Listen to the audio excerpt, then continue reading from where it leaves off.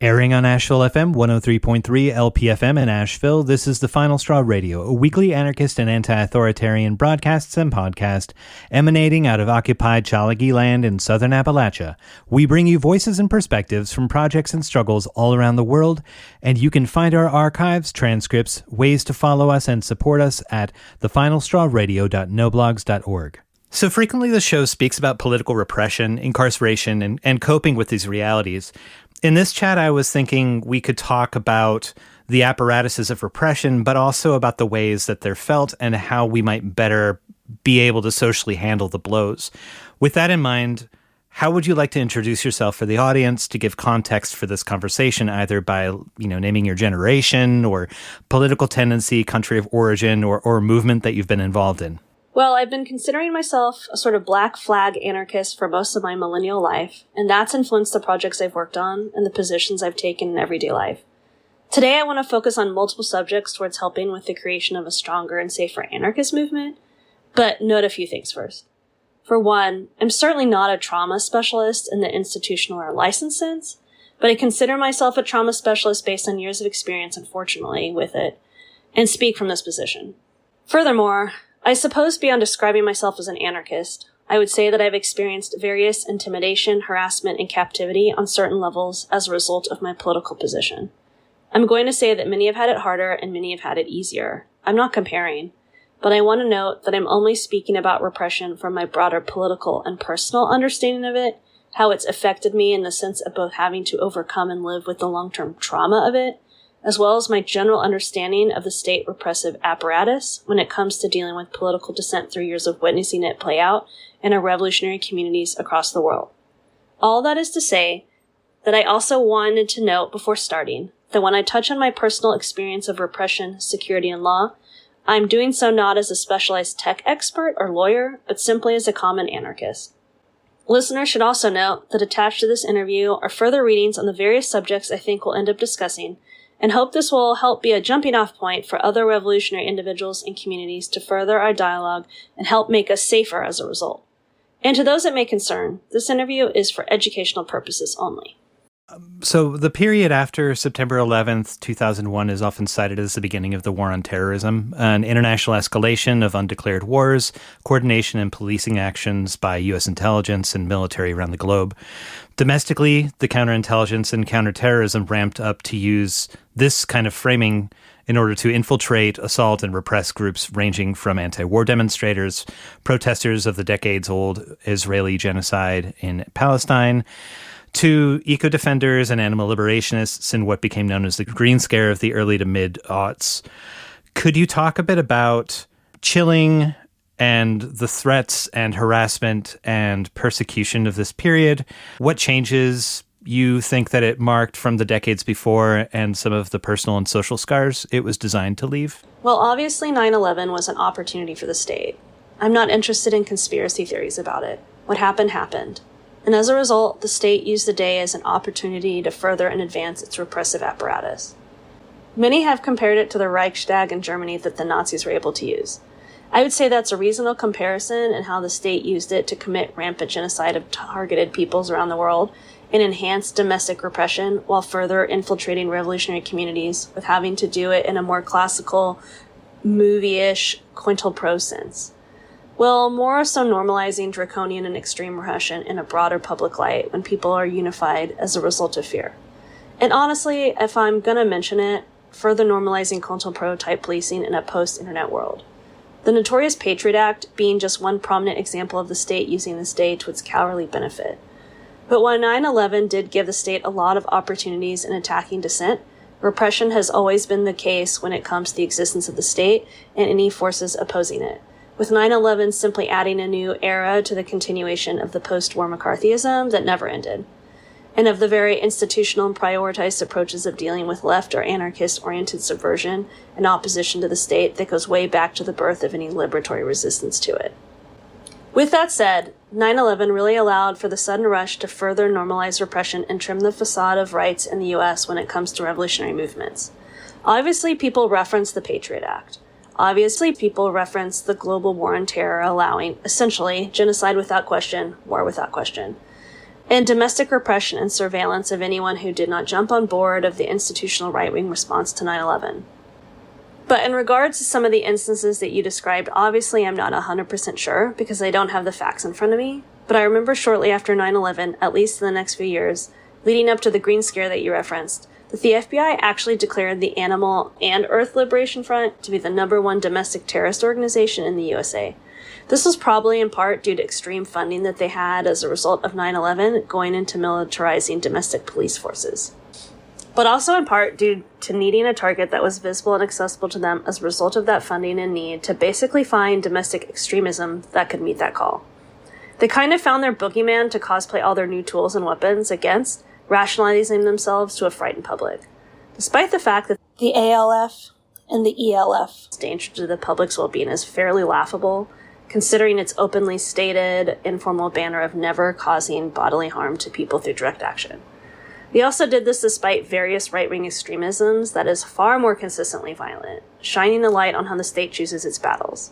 Not to get too far off track, but I suppose at the point the post-order Turner Diaries far-right had already been super committed to rebranding themselves from the comfort of police offices and military bunkers more than under a Klan robe, so that probably wouldn't be as much of a concern to the feds. I would say that when that happened, it allowed for an extreme escalation of repression and funding focused on making an example out of a group that rejected liberal activism and was not right-wing. I feel like there's many things that could be said about it, but I feel that the Green Scare that followed this FBI declaration was an opportunity for the state to make an example of what they would consider people that are willing to take things to another level in terms of direct action or resistance, and making it clear that such behavior will be dealt with to the full extent of state resources and punishment, regardless of there actually being anything beyond property violence. This was a time that helped to allow American federal and military agencies to compare and normalize the comparison of Animal or Earth Liberation Front. People who are not hurting human beings in such groups abroad, such as Al-Qaeda or the Taliban. Essentially, generalizing the term terrorism under a broad scope and allowing repression to happen on a level that doesn't take into consideration the specific motivations or the potential damage and violence caused by specific groups. They made it more clear that all who dare oppose the status quo of the state and the theater of its false choice politics are considered essentially terrorists, and will all be dealt with accordingly. Actions were more than ever judged in the courts of their motivations more than their actual objective damage or criminal offense, creating a new precedent of risk for revolutionary movements at the time, with the state adding terrorism enhancements with ease. However, while it clearly allowed for the rushing of various laws that are having extreme impacts on people today, it is no surprise, and it is just a continuation of what already is. If anything, the post-9/11 world made it even more clear that legal rights do not matter, that freedom of speech does not matter. These things are choices that can be taken away at any moment by the state. It's always been the case, but using the rationalizations that 9/11 offered by the state made it very clear that the liberal notion of freedom of speech or rights is not something that applies to radical groups, or people who are actually looking to challenge the entirety of the current system in any non-reactionary way. Also, I would like to say that in many ways the state found Animal and Earth Liberation-oriented groups to be an extension of more radical ideas on the periphery of some anarchist groups at the time, which added to their drive to take aim at them. And I feel like as a result of that extreme repression and making an extreme example of multiple people in the courts, while demonstrating an enhanced political will that the American state has when going after people for even objectively nonviolent crimes, terrified not only radical animal and ecological groups at the time, but anyone espousing radical, non-right-wing political ideas, especially anarchists of all types. So I would say that regardless of speculations of the broader political tendencies of individuals facing the wrath of the state for alleged radical ecological resistance, there was a precedent and an example set with the Green Scare that very much affected the anarchist movement as well, and continues to this day. The anarchist movement had to begin understanding it faced a level of repression in the USA that would compare, in certain regards, to the state's dealings of even right-wing religious groups, such as Al-Qaeda, for example, amidst the newly declared War on Terror. Whether formally or not, following this realization that the ghost of McCarthyism has returned in full effect, I believe many around at the time would agree that the anarchist movement really had to reevaluate itself and understand a new type of risk ratio, or examine the types of demonstrations of resistance and discontentment that we should prioritize as anarchists looking to preserve our movements in the long term. You kind of saw this in the change in the dialogue and narrative around seeing so much victory in militant, clandestine-ish actions, with groups and projects putting more focus on the streets, if you know what I mean. With the bigger focus on demonstrations and organizing that maybe would be seen as less extreme sorts of resistance by a movement, while of course never rejecting those with a sketchier will, if that makes sense. And from this change of approach and priority by the anarchist movement, the state may have seen that it actually did set an example after you had, prisoners such as Eric McDavid, Jeff Lors, or Daniel McGowan. People had their lives ostensibly turned upside down and were imprisoned in some cases with extreme right-wing terrorists as a result of nonviolent crimes. You had these examples set and the revolutionaries took notice. Yet the state needed to adapt as well. Some years later, say, for example, in 2012, you had this transition from the state actually looking to punish to the full extent of the law alleged crimes of the likes of the Animal and Earth Liberation Front, which were still perceivably extreme crimes based on the standards of the state, or speaking about it from a justice system point of view. I suppose to the state, taking notice of what may have been so-called riots that were happening with an alleged anarchist presence, or with an alleged anarchist contribution, to an escalation that may create a more significant voice for the movement, I suppose, to put it that way. And then regardless of this period's transition towards more tension-building or street-focused organizing, you had a flurry of grand jury subpoenas start to come around 2012. This was another dawn of repression amidst opportunism by the state. Grand juries obviously have always existed and continue to this day. They essentially give the state the opportunity to force someone to present themselves to a jury without a lawyer or even being accused of a crime. Essentially, forcefully waiving someone's so-called right to silence, and threatening a person of interest with jail time if they do not agree to cooperate with questioning by the police.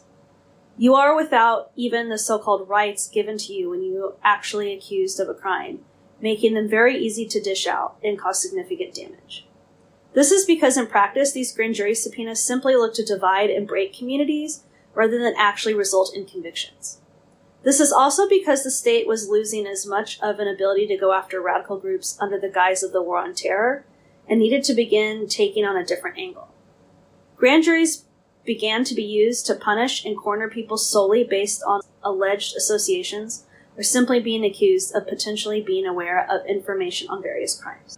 Grand juries obviously have always existed and continue to this day.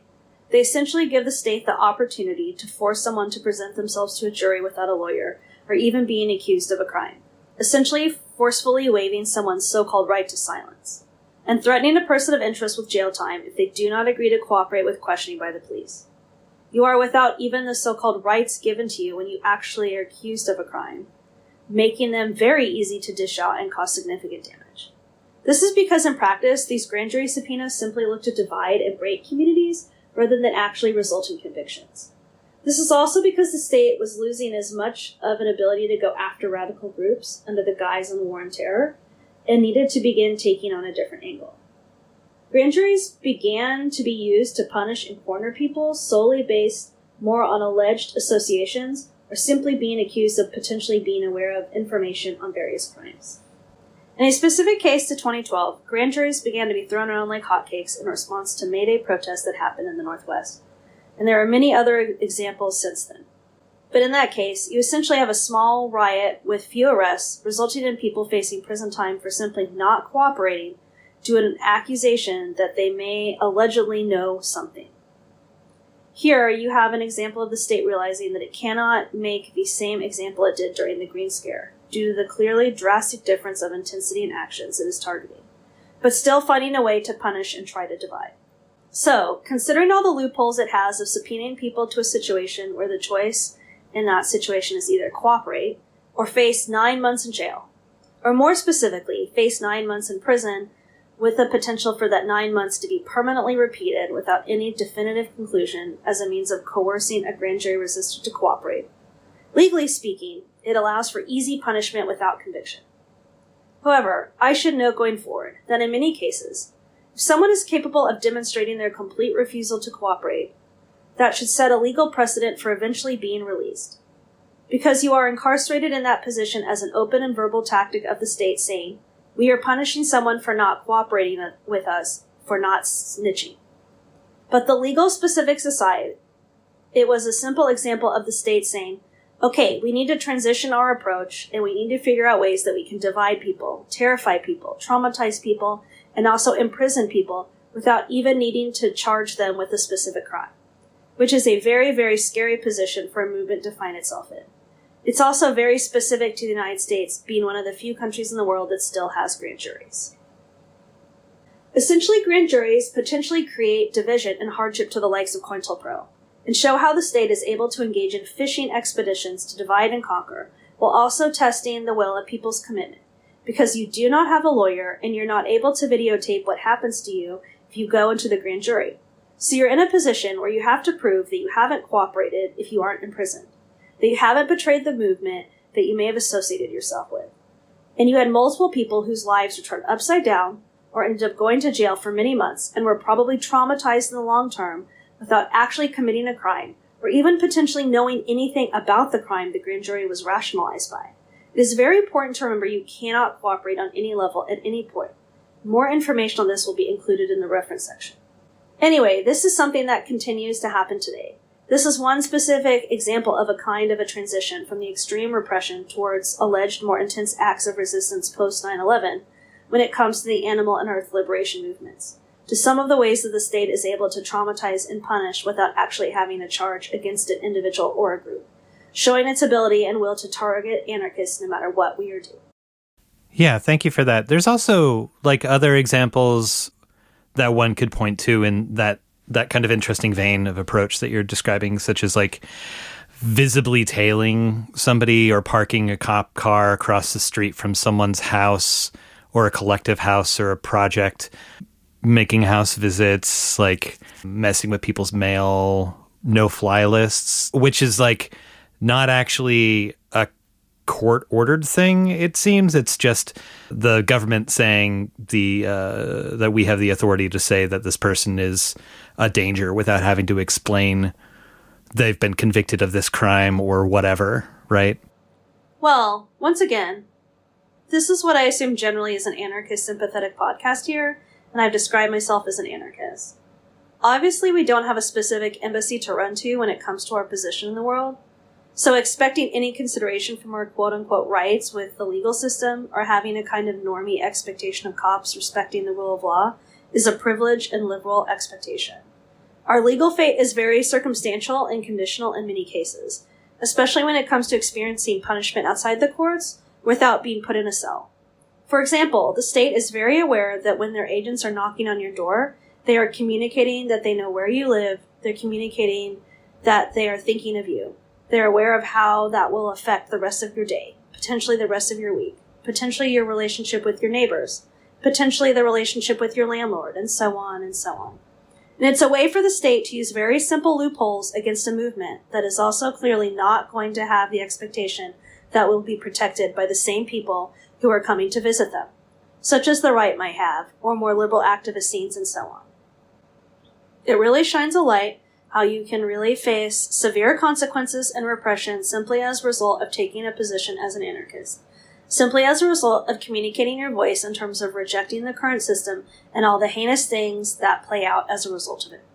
Moreover, there are so many other examples beyond simply home visits, work visits. Work visits is obviously an even more immediately terrible one when it comes to affecting people's lives and survival. They can result in you losing your job, increased precarity, and so on. The no-fly list is another example. There's no ability to actually find out why, and no actual channel to challenge it. There is some precedent set by some challenges made towards the no-fly list, but in all reality, it simply is without explanation, without clarification, without a proper direct channel to challenge it. It can simply happen without a crime committed or history of crime and result in not seeing family, distant friends, and so on. Border checks would be another example. You have no rights at all when you're at the border, if they use that gray area to harass you. Search and seizure rights do not apply at the border, and endless individuals have had their personal data taken, phones taken, computers taken, etc. without charge, both resulting in an extreme violation of someone's personal life, but also another way to deplete resources, because they know you're not going to use the same phone if they confiscate it for examination. You also mentioned messing with mail. There's so many instances of people. There are so many instances of that. Well, without getting into specific things that I may have been aware of, or have been terrified by in my own life. There are plenty of examples of people having their mail rerouted or tampered with by agencies that would have had the means to do so. All of these things simply show how we have to take ourselves seriously simply as a result of having an anarchist position. It doesn't matter at this point. What we need to understand is that we need to reject the liberal notion of rights, and we have to recognize that our lives can be turned upside down, and we can experience levels of repression with consequences and ripple effects as a result without actually committing a crime, going through the legal process, and ending up in jail. And there are so many examples of this. I think one more example that is really relevant today, going back to the J20 case during Trump's first inauguration, is where the state is able to fabricate cases and charges and even absurd blanket conspiracy charges towards large groups of people without any concrete evidence, allowing them to charge a mass group of people, some of which may not even know each other, and forcing them to fear that their lives will be taken away forever without even having done anything perceivably illegal themselves. In addition to that, they can divide people, which unfortunately has happened in multiple cases such as this, and drag people through the courts for years on end, draining people's resources, draining people's mental health through the process, exhausting people, forcing people to be terrified of attending demonstrations, engaging in political projects of any kind, supporting prisoners, things that technically should not be an issue because of quote-unquote rights. But when you're in that situation, obviously it's going to have a detrimental effect on your mental health and your strength and courage to engage in anything. The state also sets grounds of not being able to associate with people who maybe share your position or have shared a space with you prior to the charges or your politics, which is calculated isolating of people. The ripple effects are deliberate and painful. It's just another concrete example of something that's happening and really affecting people's lives, and has affected people's lives whether they have committed a crime or been convicted. The state finds a way to strategically drain our resources and drain our mental health, with full awareness that they may not even win the case or result in convictions with people going to jail for years, without them even prosecuting with the expectation they will get a conviction, solely prosecuting with the intention of traumatizing people and draining the resources of a movement. Another way for them to punish, divide, and suppress political dissent without even putting people in jail. There are many examples of this, but I hope you get the gist of what I'm saying. Yeah. For folks that maybe aren't making the connection with the reference to 2012, like after the beginning of the wars, the war in Iraq specifically, a lot of the militant street actions had fallen away around a lot of the United States. And I think that there was a renewed sense of interest in more radical expressions of opposition to the state after the uprising in Greece, and also like you saw some of the sort of like militant street actions manifested in 2009 with response, like popular response in the Bay Area to the killing of Oscar Grant. And so like through participation in what would become known as the Black Lives Matter movement, or in opposition to police murders, racist police murders in a lot of cases, and through the Occupy period too. People became emboldened around this period of time in cities across the country to be more militant in street actions. I like to think that a society's technological and social developments are not always working at the same pace, and that a healthful adoption of tool requires some degree of consensus, understanding of use, costs, and benefits. In the U.S. context, the internet and mobile smartphones are major advances with which our social adoption is not keeping pace. This is clear through the ennui-producing apps and the too much screen time, but also the ways that people underestimate the social and security concerns or misunderstand the security concerns of online communications and tracking. As people engaged in opposition movements, I wonder if you could speak a bit about this, about the learning curves necessary for using these tools successfully and the problem of onboarding new, inexperienced people. Well, I've probably said this 10 times already, and I don't mind saying it once more, but we should never have faith that our rights will be respected as anarchists. In addition to that, anarchists should reject the notion of rights because they can be taken away, as we clearly saw with the period after 9/11, and in just so many instances. But in regards to specifically smartphones, I am not personally a tech person or very into phones on any level. I do very, very much appreciate the creation of the red phone, which eventually became Signal as one example. Not because anyone should ever discuss anything that could be considered illegal on the phone or through a text message, but simply as a result of having a controversial position, such as being an anarchist. Any information the state can gather on you, whether it's fishing through grand juries, or taking someone's smartphone away during a random opportunistic stop, or detention at the border and seizing it. Authorities are interested in anything they can get, whether it actually results in a crime conviction or simply allowing them more awareness of someone and their associations. And Signal has helped to provide some level of privacy amidst a very invasive and scary time in technological history. But with that said, obviously, beyond Signal, we are also in a position where there is a coercion of smartphone technology. We don't really have a choice if we, in many cases, want to be able to function and survive capitalism on a daily basis. We need a smartphone. And I mean simply finding work, maintaining your job. It's a requirement in many jobs across the board. And I would say, though, that the associations, the conversations, staying in touch, accessing instant news, the benefits of them amidst the world we're in, have made it so our movement has benefited from them circumstantially speaking. I guess one more example of having to use the master's tools to dismantle the master's house, to be cliche for a moment. But the post-smartphone world has really, really created many scary and unprecedented things for anarchists and revolutionaries today. For example, say you are staying at a friend's house and you are not accused or concerned of any crime, but you are just sleeping there, and the house is raided because of someone else in the house who's allegedly accused of a crime or became the target of police. During that raid, everything in that house can be taken as part of their search, whether you've had a relationship with the person who's accused of crime before that moment or not. Your phone will be brought in and seen as an opportunity for a fishing expedition. Or similarly, when you cross the border as a citizen or not, if you refuse to open your phone, they can seize it until they open it for you, regardless of being accused of a crime or not.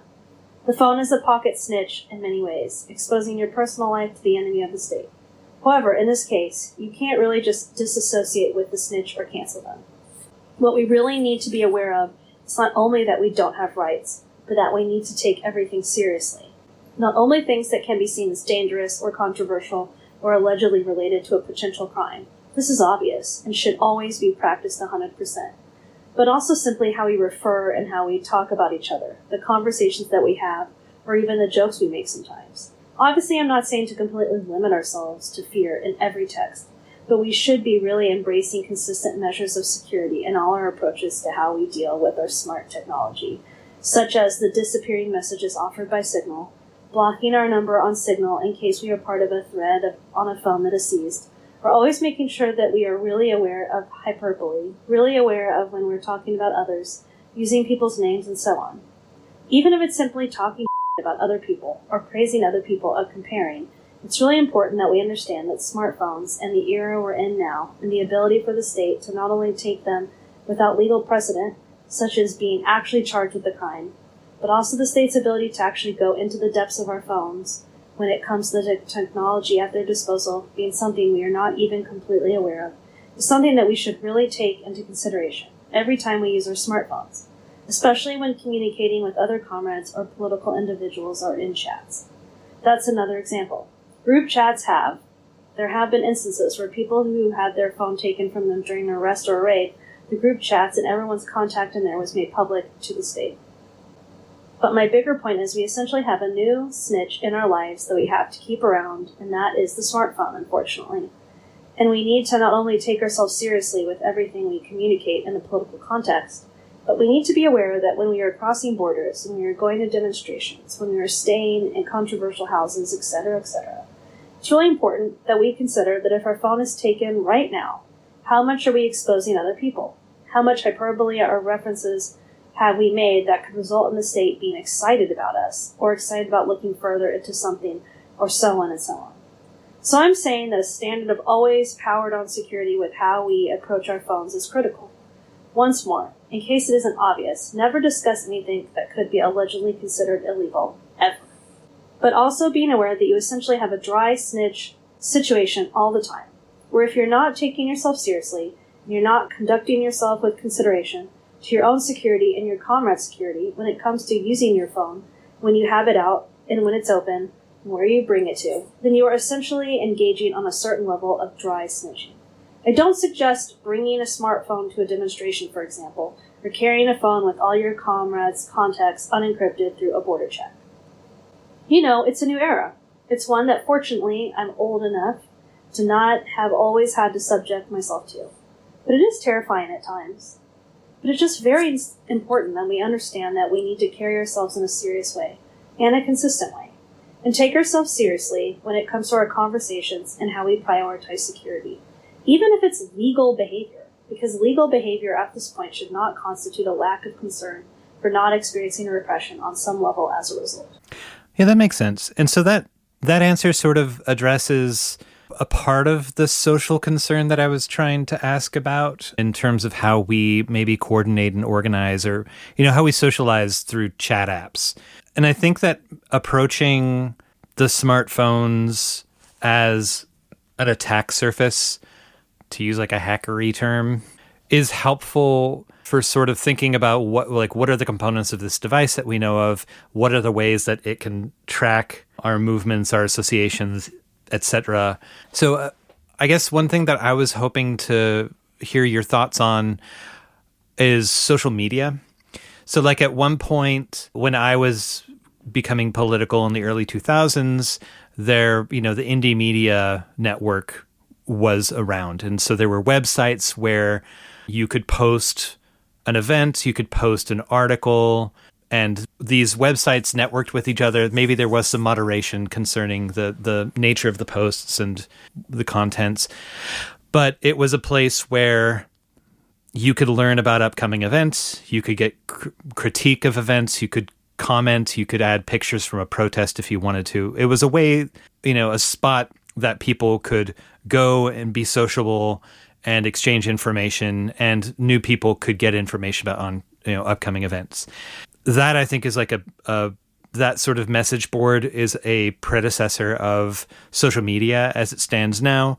And it served a purpose because people have a need to not only like share information, but also to, express themselves socially and within movement. Social media, as it stands now, realized this need was there and that there were ways to monetize it, and also ways to get people addicted to it and feed off of the loneliness of our society. And there's backdoors to all of these social media platforms that law enforcement take advantage of, often without having to get any sort of subpoena. And so we have this issue now where people join movements and they've been posting pretty carelessly throughout their life because they weren't taking seriously the idea that they're giving information to an attack surface. And so I wonder if you have any thoughts about alienation, social media, and how we facilitate more safety in our movements around this. If this isn't a helpful question, then we can move on. But there's a lot there.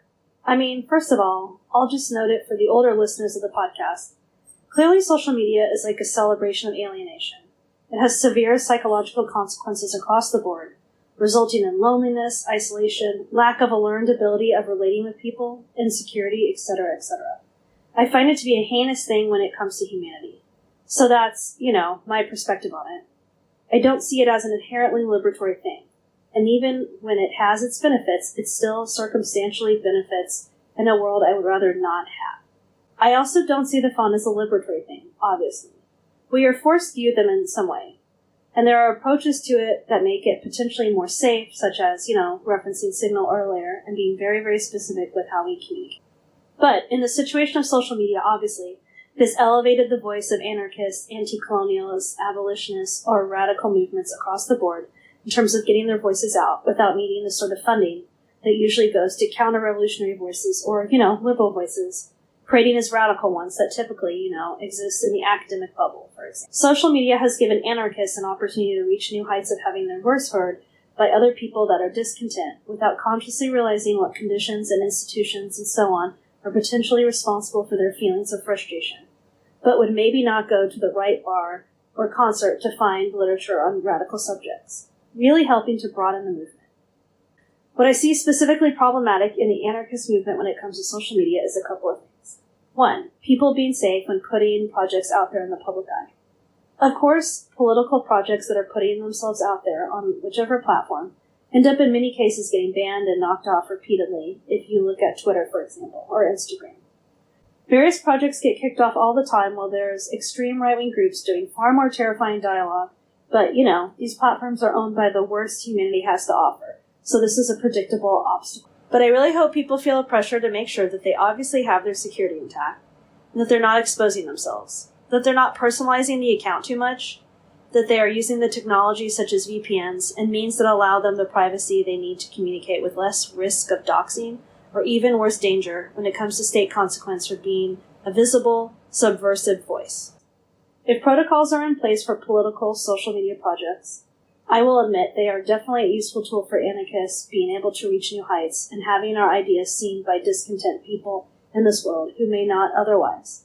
But on another level, personal accounts are a big concern, but I understand maybe people feel they need them. Maybe people need them because it's hard to stay in touch with people. Maybe people need them for whatever other personal reason. But if you are living a life as an anarchist in this world, and once again, I'm saying a political position that does not have an embassy to go to, I would say that you need to take the same approach as I was describing earlier with the smartphone with your social media. I suppose it might be awkward if you are making an account and you're adding your family members who maybe don't share your politics or apolitical friends to be super anonymous. But if that's the case, and we're taking ourselves seriously, it's very important that you potentially keep your opinions on some level to yourself. I hate to say that, but if you're espousing for things that could be seen as extreme or violent by our enemies, and publicly using your personal account to do so, that is, I don't think I even need to say to the person listening right now that this is simply stupid. And in addition to that, I also think that social media accounts being used for personal grievances towards other people based on political differences, that is actually not only exposing our identities and potentially exposing the identity of someone else you maybe don't agree with or have an issue with, maybe in some cases that person needs to be exposed, but I'm talking more specifically about arguments, talking, etc., based on a purely political level.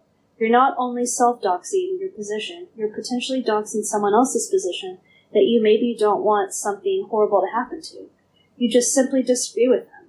And in addition to this, you're also exposing vulnerabilities in the movement that the state yearns to discover. Hence all the fishing expeditions, all the calculated, divisive judicial loopholes they find to traumatize and drag people through the mud, with the intention of draining them of energy and resources, so they cannot continue engaging in projects. Or they're simply burnt out on their position, causing so much stress they try to resort to apathy if it's even possible. But another thing I would suggest, which really I am actually sad that I have to, but it should be kind of assumed that if you're using social media to stay with family and friends, it's very important you keep that completely separate from your political life, or at least to be very subtle about your opinions.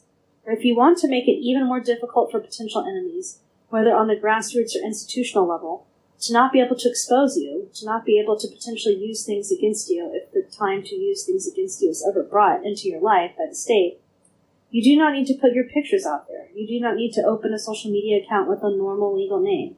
If you need to use a phone number and email address, you can get a temporary phone number, and it is worth it. You can seriously open a new SIM card or get a promotional phone with no ID and for cheap. People of all non-ID friendly backgrounds do it every day. If you need to use an email address, you can make one in minutes on multiple websites such as Proton Mail. There is really no reason, unless it's a matter of personal pride or desire to be seen, that I think that people need to put their images out there, put their legal name out there, and release such personal information. And obviously there's a lot of other levels of making sure you're private, being very aware of who you add, and so on and so on. These are all practices of taking ourselves seriously, and maybe it's inconvenient, but considering the times, it's probably time to start exploring these approaches if you aren't already. I think the biggest issue that I want to focus on beyond someone's personal decisions is that airing grievances of social media platforms, communicating radical ideas when your face is there, when your IP address is there, when all your friends are easily visible by simply clicking followers or whatever other thing is on whatever other social media app, I think that you're putting yourself in danger, and you're putting others in danger. So you can make multiple accounts, Maybe it seems annoying, maybe it seems inconvenient, but there's too many instances of people having their lives ruined in multiple ways by the state or by fascists or by, unstable people who've been canceled or kicked out for the safety of the movement. Too many instances for people not to take the extra time to anonymize their account, to be more self-aware of their accounts, to always approach social media with the same notion that you would with your phone. That, am I communicating and saying something that could be potentially used against me? And I suppose, I don't know if that answered your question about social media. Oh, yeah. No, that was really good. And thank you for bringing in I was recently reading back through some of Ward Churchill and Vandermeer's research on COINTELPRO that was published in the 1980s, looking back on the Black Panther Party and AIM and other organizations that were organizing in the late 60s, early 70s, and the counterintelligence program of the FBI. Like, so much of the action that they did was just to infiltrate, to watch for bad faith fights between people or possible leverage points of like romantic interest or jealousy or whatever, competing groups. Getting Karanga's group in like the United Slaves in Los Angeles to gun down Panthers on a consistent, like, regular basis is like pretty effective showing of how, sending a fake letter or it's pretty incredible and pretty sad. And that's, people really are the weakest link in a lot of cases in these sorts of situations. Absolutely. And COINTELPRO. I hate to even say it, because it's like I said earlier at the start of this when you brought up 9/11. It's another example of when you say this word and then people maybe start to dive into conspiracy theories or, the state, acted so horribly in this isolated instance. No. COINTELPRO is a proven historical thing that the FBI did, and a framework for what it does all the time. And the things that you describe show how fishing expeditions, how opportunism, how legal loopholes can result in detrimental consequences for political movements without actually putting people in prison. And the things that you're referencing require an additional level of surveillance due to the difference in technology back then. And it was likely a bit more complicated than simply people airing their grievances on their personal social media accounts or in group chats for the state to refresh and see with ease. The foundation for COINTELPRO is an extension of repression's logic, so it has never stopped in terms of the FBI's approach to dealing with subversive groups, specifically when it comes to anarchists. I think the policing dynamic you reference is something that has never stopped. But now, when it comes to the state's ability to find those vulnerabilities, weaknesses, divisions, and so on, and try to push them, it's probably easier for them now than it's ever been in history, Yeah. Yeah. They could just sit at their desk and just scrape social media for a lot of the beef that's going on, that's unencrypted and just out there in the world, or they're given a backdoor. Maybe the companies themselves give the same info that they're giving to the advertisers to law enforcement agencies. Listen, it's hard to say, obviously, but we can't live in constant fear. However, I think that we just need to create a culture of security, not only for ourselves, but for our communities, and hold each other accountable for this. And I think that tolerating people airing grievances, people with loose lips or in the hyperbole sense, and the feeling like it's reasonable to say drastically radical things in a public sphere with your face. We need to challenge that, and then only because, for me, that is a liberal faith in the notion of your rights being respected by the state, which should be negated and rejected by every anarchist. Yeah. Not only because that, to me, is a logical political decision of an anarchist perspective, but also to help refine our strength and our security as a movement, because we need to reevaluate our expectations of being safe once we've taken such a position. But with that said, I absolutely think that people need to prioritize their battles, and also, you know what? There are things that we can say in private to each other. There are things that maybe I disagree with, I have an issue with. Maybe it's another political group that doesn't share my exact aesthetic or narrative as an anarchist. Maybe it's an analysis of a broader political event. We have such a small voice as anarchists. We have such a small voice because we don't benefit from any of the things that give funding to the big voices that we hear in the world. We are operating against all of the odds, minimal resources, and amidst the most insane repression that doesn't necessarily get a lot of sympathy or even attention in the world due to mainstream media not being concerned with our faith, unless it's serving a broader political point. But with that said, with such a small voice, we should be prioritizing recognizing our enemies, the institutions that cause the suffering we are against, the institutions that repress us rather than our disagreements with so-and-so different political group or a disagreement with so-and-so person. I just think it's a very immature and very honestly kind of petty bourgeois approach to using your very small voice to publicly take issue with other anarchist projects, because it's very insular. It's not something that people outside of the so-called bubble of anarchism or radical politics are even going to understand. And from what I consider to be important with my position is that we want to be using our voices to communicate news, information, awareness of political prisoners and repression, our ideas and revolutionary desires that are accessible to discontent people, to help people to consciously recognize the conditions responsible for their discontent, and to essentially, also theoretically, generalize tension and revolt. I think, however, that looks, I'm not saying specifically, but I'm saying that it's not only humiliating for our movement, exposing vulnerabilities to the state, but it's really kind of disrespecting the little voice that we have to use it for anything but that, you know? Mm-hmm. Yeah, for sure. So one purpose of repression, as noted before, is to intimidate and stress community members and our social bonds. At the same time, disagreements and dissonance is a part of any living movement and shouldn't be avoided. I guess I'm kind of like asking about what we're talking about. But the ideal would be to channel it into helpful practice. Can you talk about what shortcomings you've seen in our community practices of support? What sorts of social practices do you see as adoptable to counter the state's attempts to pit us against each other and ourselves? And how do we engage in principled conflict and disagreements with comrades without giving ammo to our enemies? I mean, it's a hard question that I'm certain I will not give a definitive answer to. Sure. And I don't think that there is one answer to that. And I will also say, I'll repeat that I'm simply speaking from the experience that I've had. And also, I don't want to give more ammo to the state that's likely listening to this podcast. But with that said, I think that I can speak a bit more in a broader sense so that people can interpret for themselves and maybe challenge themselves. One thing that I want to focus on is creating movements of support, infrastructures of support, to make it that we are worth the inconvenience, that the movement is worth the time if we ever come faced with a situation where it's cooperate or betray, if that makes sense. Instead of having a toxic, divisive community that's prioritizing bickering and political difference. And in some cases, maybe it's important for growth to challenge issues that present themselves between projects, people, etc. I'm not denying that whatsoever. But you also have so many cases, especially with younger people who join a movement and find themselves in a great deal of trouble.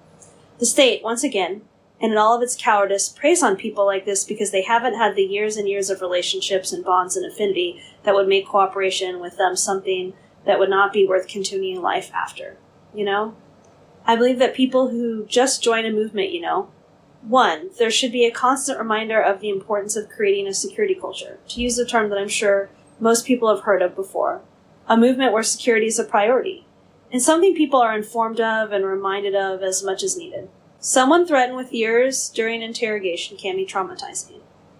Opportunistic detention in the worst facilities can be overwhelming. But this must be something everyone is aware of, and a protocol for dealing with the broader safety of an individual, each other, and our shared movement. This should be discussed and embedded in our affinities as much as the ideas that define them. And two, evaluating ourselves and our dynamics with each other in terms of having a community and a movement that people are there for one another, that people know people have their backs when they're facing the worst odds. I think that having that be a precedent for all of our decisions and how we approach both conflict and project, and the positive and the negative, I think that having that as the standard of our approach, we will be a movement that is worth the time, and as up and as hard as that is to say, because, the circumstances can be terrifying. There's so many scary things that a person faces in that moment, but I truly believe that we don't really have very many. We don't really have that many victories, we're engaged in a struggle that's not necessarily something that I see winning in our lifetime. But it's a struggle that I personally, for myself, feel committed to because forfeiting my position would be essentially betraying not only myself, but all the people that I've created bonds with and affinity with, both political and not, who respect me for me taking an inconvenient route when it comes to allowing myself to give in to accepting this horrible, horrible system of the state and capitalism, or this broader global authoritarian catastrophe that we're experiencing in the world today. If I was to be in a position where my commitments were tested, I feel that those people would go through my mind. The community that supports me would go through my mind. We have to have that consistent example set, especially when we are organizing with younger people or supporting younger people. There needs to be the infrastructure that people know that people have their back. And people have their back not only when they're already in jail, not only when they're facing a charge, but when they get knocks on their door, when they get, pulled aside at the airport, when they get their house raided. When people are affected and they're overwhelmed, people need to know that their struggles are taken seriously by other people that share a deep level of solidarity with them, because all we have is solidarity. That's it. I'm sorry, but that is, for me, one of our crucial victories. It is critical. And when someone is in that situation, they need to know that cooperation with the state is not only not in their interest, and also in many cases, the state usually only is interrogating someone or putting something on someone because they don't actually have what they need to resolve so-and-so crime. These are things that I've heard from lawyers, that it never benefits someone to talk, but in terms of cooperating plea deals or general snitching, we need to set a precedent with our communities that make it so it's not worth betraying it, because it's not worth continuing life, because you are a shame and a coward to yourself. You are a phony and a pathetic waste of space. But also, you have abandoned a community that was there for you amid such a hard world. And I don't know if our approaches are setting this precedent. There are many anti-oppression projects that are crucial, but I am not only referring to the classic anti-oppression work, I'm also referring to ourselves and how we relate to each other. It's easier said than done, for sure. And I'm not coming from this live, laugh, love situation. Because when someone's in that situation, if they choose, especially a younger person, or being one example, if they choose the easy route of cooperation and betrayal in this situation, facing the draconian face of the state to the cynical viewer, obviously no matter what, f*** them. F*** them. Wipe your hands clean. That's another precedent we should set, where we should always have no consideration for such behavior, obviously. But, with that said, we also need to reevaluate ourselves. We need to ask ourselves, why aren't we a movement that is worth the harder route? Why? Why is this person feeling that their betrayal is not worth the time? It's not worth the inconvenience. That's not worth overcoming the fear. And I think that this is the sort of precedent that we need to set in all of our approaches, all of our arrangements. And I know when I'm speaking really broadly, and it's easier said than done. Especially in the United States, a lot of people get into anarchist or broader political projects, maybe because they are maybe a strange person, or just we're maybe a little crazy because, we've got to be a little crazy to challenge the everyday life that's imposed on us by the state and capitalism, the broader system of things. But with that said, I believe that if we have this approach, and we truly are constantly reminding ourselves of this, when times get hard and things get to that point, we can trust each other, because we also have an infrastructure and community, a way of organizing and relating to each other that is healthier and more supportive.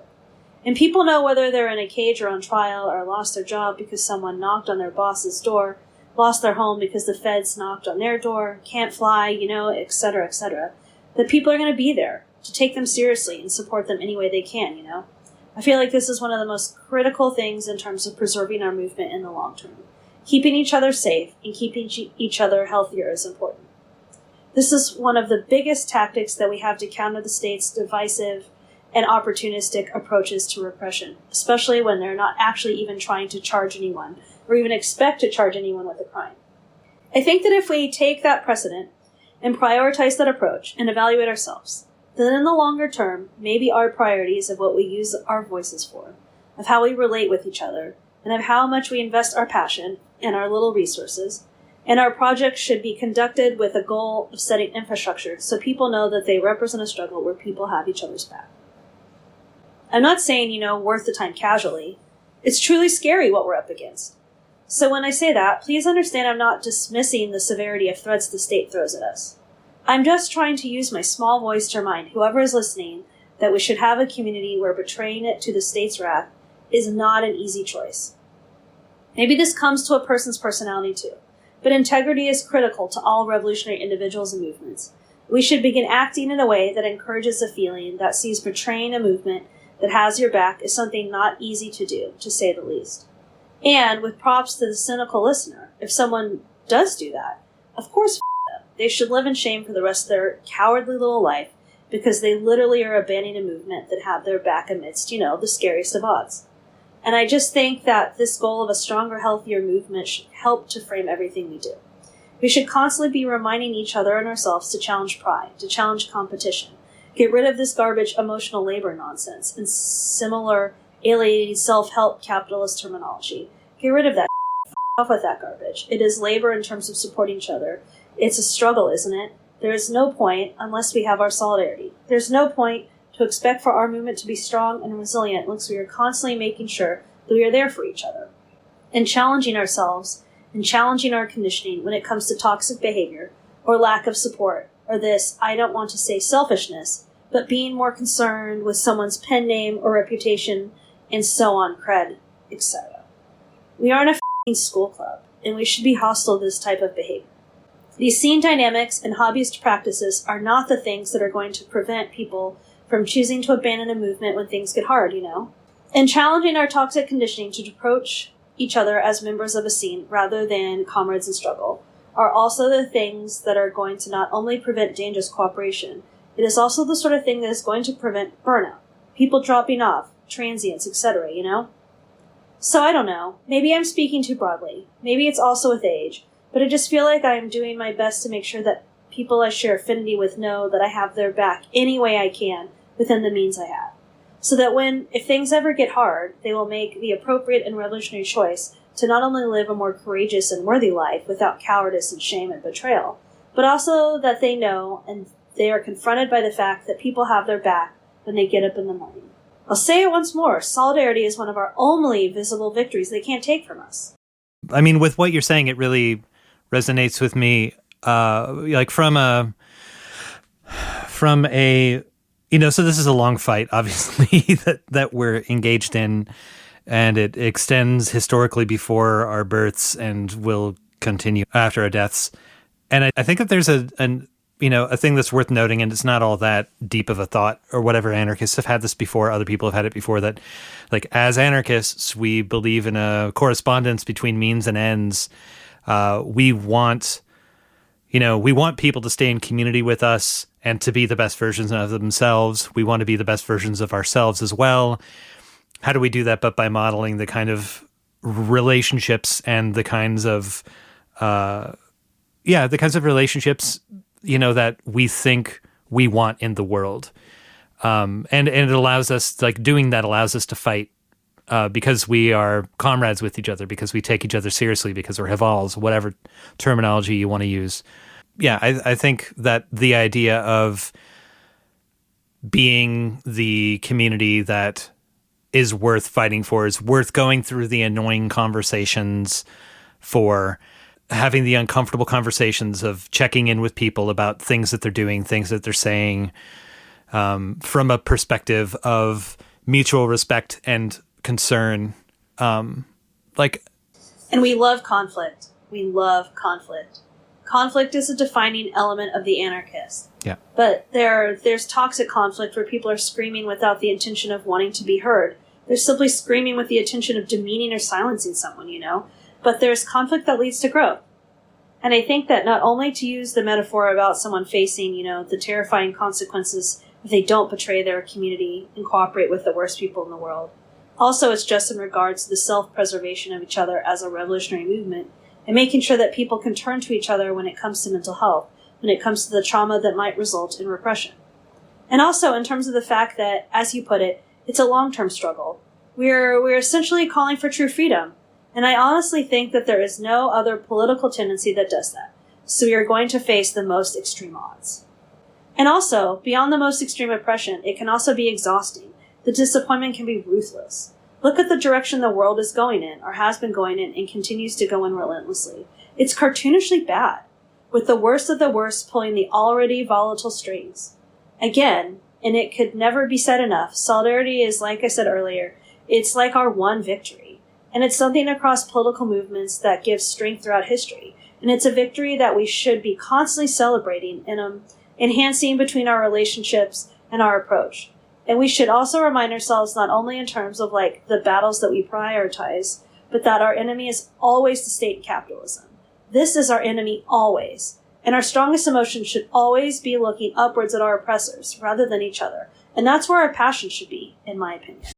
Can you talk a bit about the pressures of direct and indirect repression on people, how you've seen people, like individuals, exhibit signs of trauma from this, and approaches, tools, and skills that have been helpful to support the person experiencing this and moving through it as a community? So sort of less about, we've sort of talked about the importance of this at a macro level, but I'm wondering more on an individual and micro level. I think that's a great question because, one, that's getting more, I think, into specifics of ways that we can preserve ourselves and create that movement that's worth never betraying, no matter what the odds. But I think that, we were describing earlier, the priority should always be people in prison, in terms of resources and support for people facing specific charges. And also, grand jury resistors, because even though people aren't facing crimes, they are facing jail time. So I'm saying that first, to make it clear where my head is, prisoners and people on trial should come first with anti-oppression resources, especially since they demand the most dire resources and support, and I want to make that clear. But also, for the sake of each other, our broader preservation and consistency, when dealing with things beyond being charged, where the lawyers come in and take the reins, like the trauma of police visits, long-term harassment, being released from prison, intimidation, doxing, and so on, there's another element of repression where there's things that need to be addressed beyond lawyers, where we are actually facing potential consequences and repression of not actually committing crimes, legally speaking. And that's a very scary and confusing position to be in, especially when people maybe don't understand your suffering because you're not in front of a judge or behind bars. We have to fill in where the lawyers cannot. Our position alone has the potential of experiencing all those trauma-inducing experiences with the state for simply communicating it. And I think that we need to always, I've been saying this from the beginning, we need to always be prioritizing our comrades in jail and our comrades facing serious time for specific crimes. But we also need to consistently recognize not only the trauma that's inflicted on those individuals, but people who are experiencing other types of repression. Some of the references that we made in terms of state opportunism, or even the exhaustion of taking such a revolutionary position in such a counter-revolutionary world. If that makes any sense, because I'm stumbling a little bit amidst my own triggers and the complexity of this subject.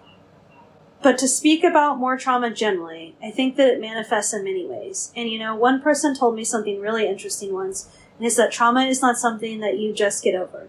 It's not something you can just get over. And I actually kind of agree with them. It's a long-term, potentially permanent experience that you're not necessarily going to get rid of, but you're going to learn how to better cope with. And I think that there's many instances where people may get tired of the emotional labor, a word I'm using very strategically because it's a disgusting word that should be eradicated from the mouth of any anarchist. But with that said, people get tired of the so-called emotional labor of dealing with someone who's either getting harassed endlessly by the feds at their work, or are all over neo-Nazi and right-wing forums, or people who are facing a grand jury, or people who can't fly, or people who get harassed all the time whenever the opportunity is given to the state to do so. This can result in substance abuse. This can result in alcoholism. This can result in insomnia that results in the prior to the latter consequences. You're dealing with a situation where in many cases you don't really have control, even based on your own behavior of experiencing potential repression and consequences by the state. And I think that in terms of recognizing that trauma is going to be a long-term experience, and there's variations of it when it comes to repression, but people who have gotten years in prison, people who have been harassed over and over again, people that get audited every year, people who have had their houses raided without any charges ever happening. These things affect people's minds and spirit, how they sleep in their homes, where they decide to live, There's so many cases of trauma beyond just someone freaking out or this or that. We need to just be constantly there for each other in the sense of also checking in on one another and making the time to listen to one another and trying to help each other navigate that long-term trauma. We need to offer each other trauma resources and get through it together because the lawyers can't all attend to this. Once again, I feel kind of shitty because I feel like I'm speaking about something that's incredibly complicated, I'm sure that a conventional psychologist or psychiatrist would love to jump in right now with their own opinion of trauma and how it manifests. But I think that trauma is a tool of the state to divide and suppress anarchist movements. And I think that us being more aware, there's variations of, there's different types of people. There's a spectrum of courage and sensitivity. And we should call out entitlement or attention seeking if that's the case, but we need to take trauma seriously. There's people who are willing to do certain things. There's people who are not willing to do certain things. There's people who can maybe handle getting a knock on their door more easily than someone else. Maybe because that other person has experienced other traumatizing experiences that have affected their response to repression differently, and how they're going to respond to that situation. It's individual case-by-case basis, I guess. But my bigger point is constantly trying to help each other navigate and work through the long-term trauma, and not giving up on people, not getting annoyed at people, and understanding that solidarity amidst repression and supporting one another is a revolutionary act in itself. And it's a critical part of our self-preservation as an anarchist movement, and a project that is critical to always be exploring and expanding with one another as a tool to fight the state, as an additional and critical anti-repression resource. If we're going to take ourselves seriously, and if we're going to be worth it for people to stick around, for people to make the hard decisions, and for people to take us seriously when it comes to listening to our voice when we actually get it out there. This is an issue we need to address. So, I think that for myself, I had a lot of trauma when it comes to various experiences that I would classify as some sort of repression, and I'm still dealing with it. It's a long-term struggle, just like being an anarchist is, One kind of funny, not funny, haha example of me challenging myself to be there. And this is just a metaphor, but years ago there was someone I really, really liked and respected, and they did a lot of time in jail. When they got out, they were kind of an asshole. They weren't saying toxic things. They weren't saying things that were just kind of obnoxious. They were so damn grumpy. They weren't, doing truly problematic behavior, but they were just rude and cynical to a point that was hard to deal with. But you know what? They did years in jail, and they came out and their heart was still in the right place. They were still coming to spaces. They were still committed to many projects that they could work on amidst all their conditions. And they demonstrated that they are a comrade for life, and the most important thing that defines that status, their actions. They never ever forfeited their integrity in the ways that matter. And my priority and my approach to that was, all right, this person's obnoxious. This person is a negative Nancy. But you know what? They've earned that. This is me. This is me setting a precedent for myself. But I'd like that from the broader community. In this case, I say to myself, this person did this much time for this. They had all those experiences and they're still around and they're still not broken. That's worth me giving them a little extra space to air out their grievances on a private level. I think that they earn a little bit of extra space and consideration and patience to be supported, and it's my revolutionary responsibility to be patient and supportive. So if others face the same odds, they know people are going to make space for them when they come out on the other side of them. That's one very specific and kind of funny example, I guess. I hope maybe the listeners will continue listening to me rant right now, but I think that we need to approach each situation where we have to take things seriously, where it's like, okay, if that person did that much time and that person's still around, that person's a committed person and worthy of our consideration and patience. And once again, because this is just a simple podcast, we can't get into every question you ask into the full depths of answers. But I think that metaphor speaks for itself. That happened in 3 cases, actually, of people who got out and were not the most pleasant individuals. But you know what? I didn't go through what they went through. And I can use my respect for them, for their courage and their strength of getting through that experience to find a way to be patient and help them. Swallow my pride and sustain my solidarity, if that makes sense. They're worth the extra patience. This is one example. Another could be if someone is getting a knock on their door and for weeks they keep drinking and they're having suicidal fantasies, they're isolating, pushing people away, etc. We should respect boundaries, but, we need to keep coming back, keep checking up on them, keep making sure they know that people care, because it's not a f***ing hobby. Being an anarchist is a permanent and hard struggle. I'll say it again, this isn't a hobby. This position isn't a hobby. Even the association with other people sharing the position is not a hobby. It is a struggle, And obviously there's variations of struggle in terms of extremity. There's these crazy images coming from other places in the world, such as Chile being one example. There's variation on intensity of struggle and resistance. But I'm saying, though, that we cannot give up on each other. And we need to also assess ourselves because, for example, if that person did all that time and I was annoyed by them and just cut them off, I would feel so ashamed of myself. And that's setting a fairly weak precedent for a movement that can preserve itself despite repression. Because not only does that person deserve respect for the strength that they demonstrated, but that person demonstrated that strength because they felt that the community and the movement and the tendency and position that I share with them was worth it when it came to responding to this heinous world imposed on us. That is worth them preserving their integrity and preserving their commitment to the ethics that define our movement. My little bit of extra patience with a comrade, me double checking up on somebody, or not just letting somebody who's clearly overwhelmed with a very scary situation just push people away without knowing there is a hand there to help them, are just a few examples of us putting in the critical solidarity labor to ensure a stronger, more resilient struggle. Now they get to set boundaries, like I said, but being there, these are things that we need to prioritize. I'm not saying that we all need to just be in a collective therapy session all the time, but I'm saying that we need to take seriously the notion of understanding levels of trauma and support people's needs on an individual basis, and in our interpersonal relationships in pursuit of having a broader revolutionary community that can sustain repression. Yeah, that makes sense.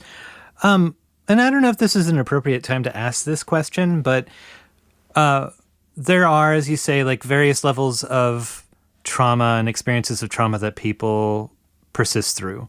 And it's important for us to sustain our relationships and support each other through this, like, just hard world, let alone our political stance and our like ethical stance. And then when repression comes against us, that increases, obviously. But what do you think we should do when we have a comrade who is spiraling, and maybe actually experiencing paranoia, things that aren't going on, maybe like having experiences of like jumping to negative experiences of when someone disagrees with you, actually believing that they're a police agent or something like that. Like, how have you approached that sort of, because obviously, like, that's still trauma in the body and trauma in the mind. And if they're comrades and we care about them and we want them to be well, but how do you think about that? Well, I absolutely do agree, because paranoia is the cop in our head that the state tries to plant as a result of all these fishing expeditions and opportunism and loopholes and harassment and intimidation and prosecution, even over absurd charges. But okay, I know that people might sometimes just always be looking for someone to say something wrong. So I'm just going to set this precedent early before answering for those people listening, because I want people listening to always know where I'm coming from. Obviously there are some people that maybe their trauma leads them to engage in problematic behavior, whether it's violence on an interpersonal level or something similar that crosses a threshold and needs to be held accountable. These are specific instances, and this behavior, regardless, is inexcusable. So that said, I'll answer you. I think that spiraling is a really important thing that you referenced, because it's something that unfortunately happens to me, and it results in me pushing people away. It can result in me just losing it, especially in instances where there's things that are just purely beyond my control and don't even matter regarding whether or not you've actually committed a crime. Just existing in this heinous repressive system as an anarchist on the bastard's radar. But to repeat myself once again, I think that it's a matter of patience and consistency.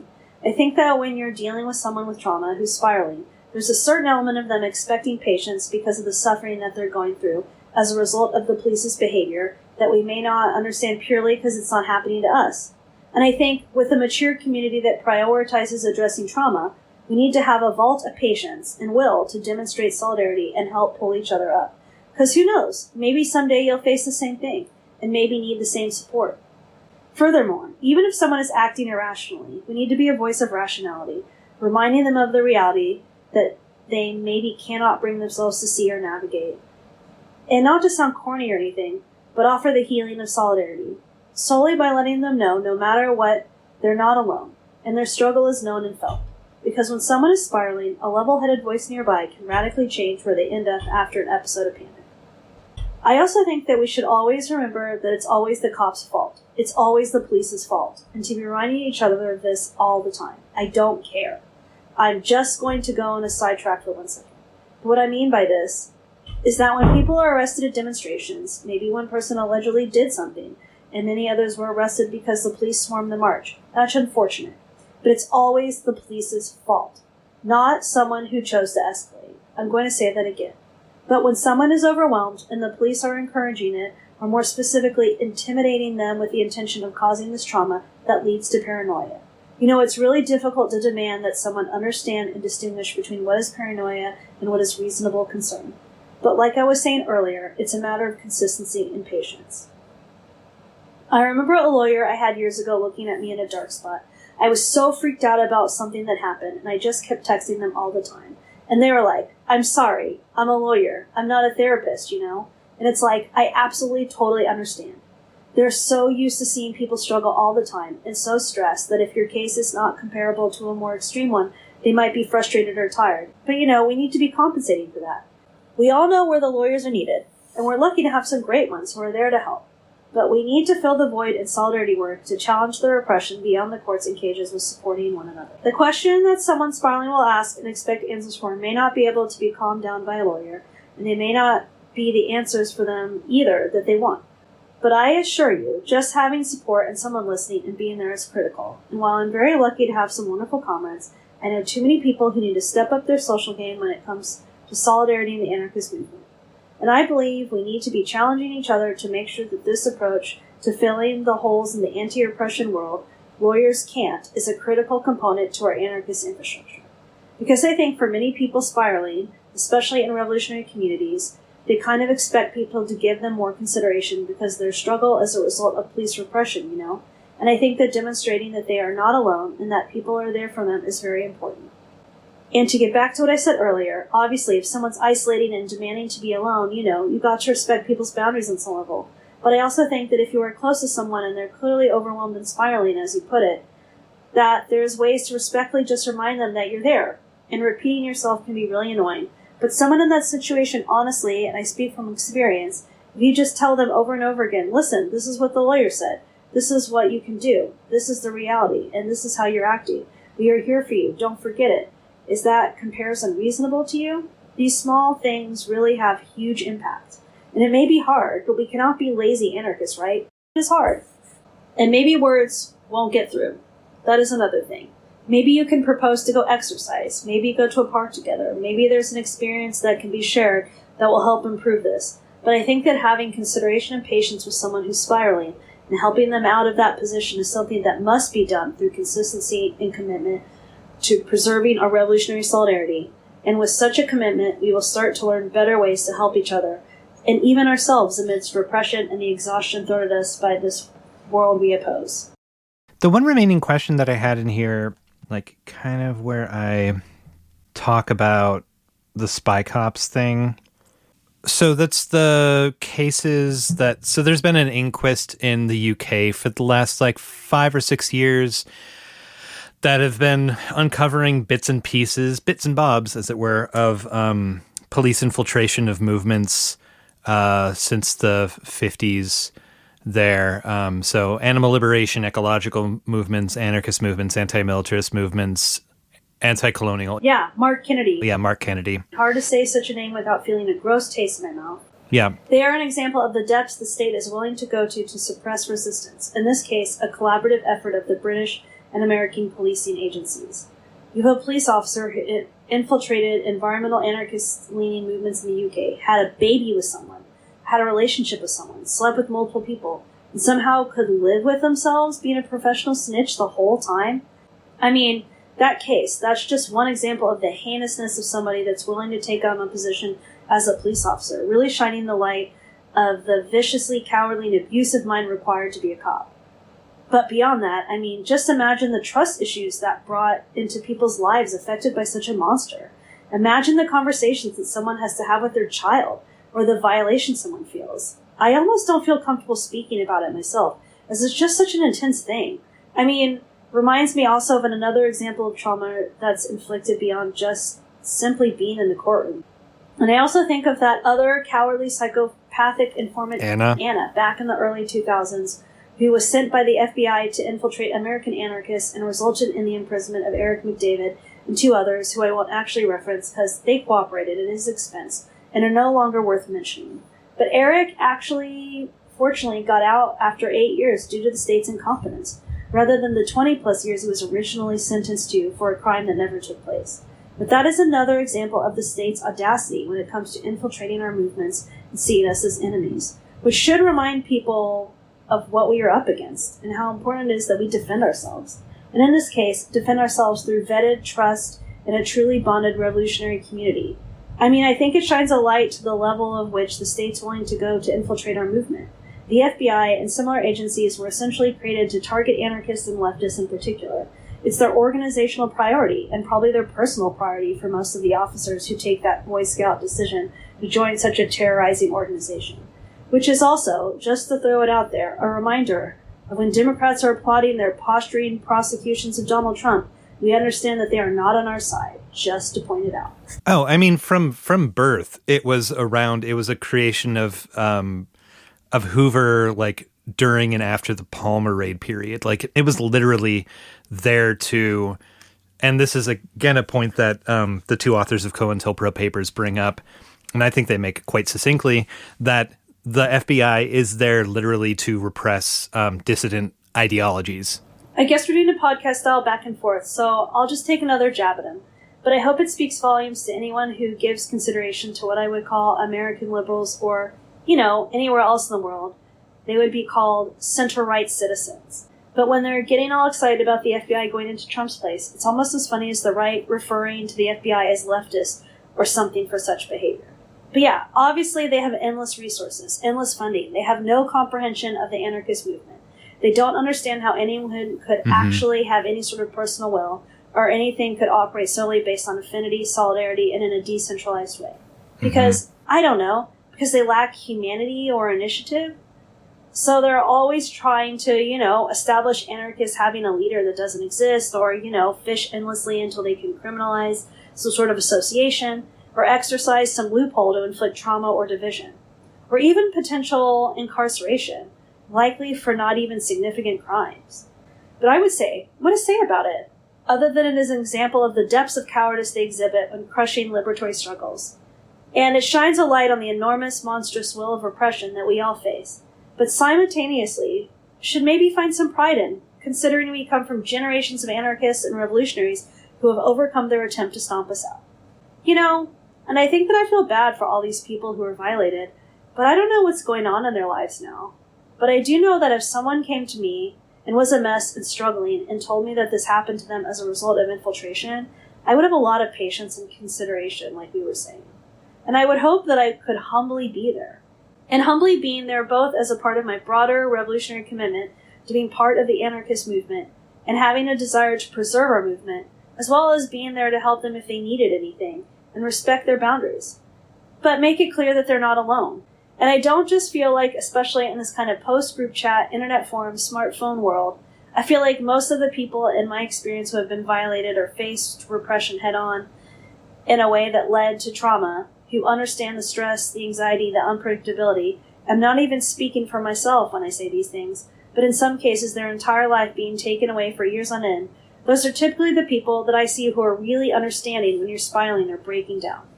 And the people, and I don't want them to have those experiences, but the people who usually dismiss someone who's trying to take extra effort to preserve their anonymity, to have simple things, everything from having disappearing messages in a group chat to somebody who doesn't like telling people where they are all the time, or trying not to drop people's names in conversation. The people who usually are annoyed by that, or speak so liberally, or for myself, people who are demanding that I reference someone by name, or get confused when I speak broadly about certain. Those are usually people who have never really faced any intimidation, And I'm not shaming people that haven't unfortunately faced some variation of the state's wrath in a more serious context than simply hating it because it's so horrible on a theoretical basis. But I think that also people not taking other people's trauma seriously, people not living up to the standard that we should set, that I hope I'm advocating for here. While I call for setting protocols of support between our communities, those people should be challenged for creating unsafe spaces. I think those people need to recognize that they're coming from a position of privileged perspective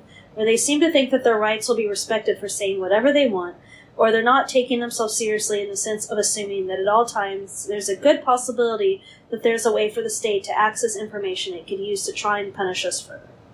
And I think that we should be countering that with our dynamics of communication, and think that if people are not respecting someone's trauma, and I don't only mean like sitting there and holding their hand and walking them through it, but also like literally asking people questions that may feel unsafe to someone experiencing repression, texting people uncomfortable things, giving people's phone numbers away without their consent, adding people to group chats without consent, talking about people publicly online, etc.